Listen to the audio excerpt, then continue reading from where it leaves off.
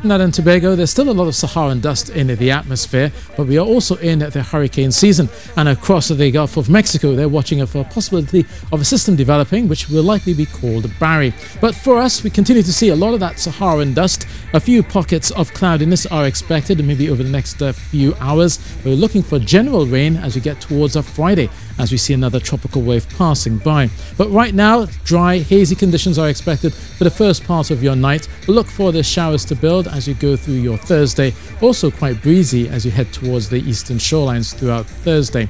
Similar conditions for Trinidad, a few showers developing after midnight. As you go through your morning, you'll notice a few more clouds developing, some showers expected as you go across the northern range, central areas as well as the southern hills. And you'll see a lot more cloudiness by late Thursday evening and overnight into Friday. Tonight's low will feel just about mild, about 23 degrees Celsius in Caroni, 25 in Piarco, 32 will likely be tomorrow's high. Now we see that tropical wave passing through very early on Friday, a lot more showers expected on Friday itself, and then we see a couple more tropical waves waiting in the wings by early next week.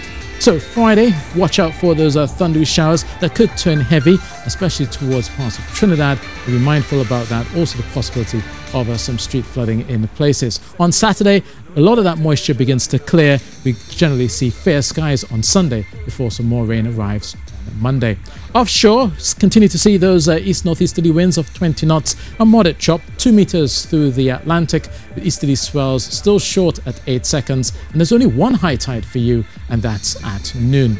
Now we go back to this system, which is crossing the warm waters of the Gulf of Mexico. Conditions are set to become favorable as you go through the next few days, but nevertheless, some heavy rainfall is still expected to cause flash flooding and also increase the possibility of some flooding along the coastlines. The track is set to push it towards the east-west and then push it towards the north, maybe becoming a hurricane, but it is still far out. But nevertheless, they will be watching that for some showers.